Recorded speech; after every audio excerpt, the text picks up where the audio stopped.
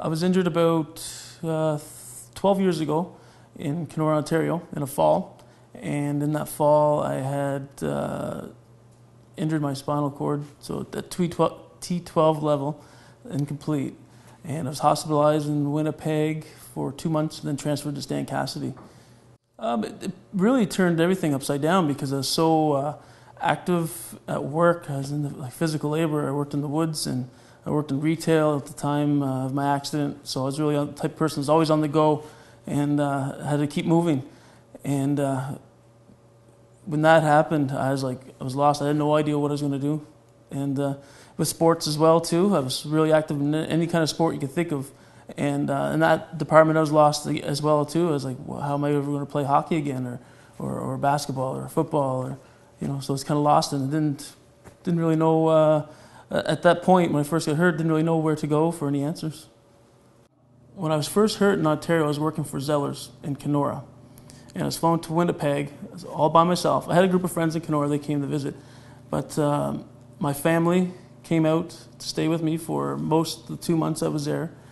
And the company Zellers I was with, were so amazing to my family to help them financially while they're out there, and myself. And the pouring in of cards from coast to coast, even from down the States. I got hundreds and hundreds and hundreds of get well cards from people, strangers I don't even know. So having the country behind me and having my family, my friends behind me, there's no way to go but up. With that much support, I just said, yeah, absolutely, I got to go forward. There's no way I couldn't with all that support. Too, I had to find a way to stay active, stay fit. I was talking to a friend of mine when I first got injured, and he said, main thing is to keep active and keep going and lead a healthy life. And so I got into sports, wheelchair basketball, right away.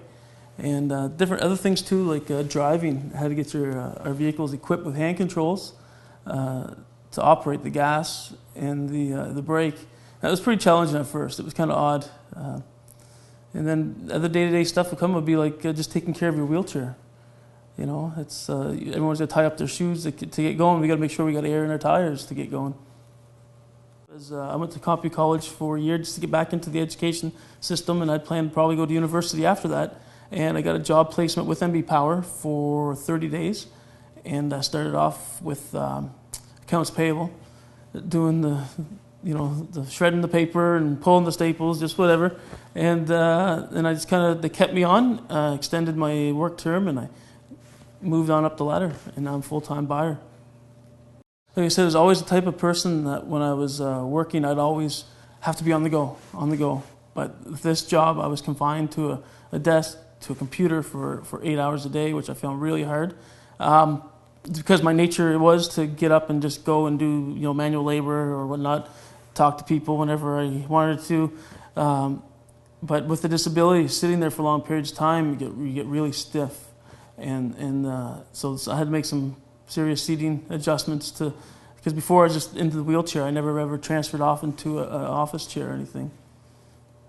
It's really, when you're faced with a challenging disability, it's life isn't over. It's time to rebuild, to get back to where you once were before. I mean, it's really important to get back into the workforce so you can create your life and build it, because it's not like myself. I wasn't just going to roll over and say, that's it. So, it's really important to get out there. Try to surround yourself with positive people. Get out into different organizations. You may feel uncomfortable at first, but eventually you'll start feeling better. It's just about getting out and being out there. Just trying to think of what people think of you, and because like when I first got injured, I always thought people were looking at me because of the chair and this and that, but that was all just part of going through the phases of having an injury, such as being a spinal cord injury, paraplegic. So it's just something that it'll pass, and you just keep a positive attitude in any situation that you're in.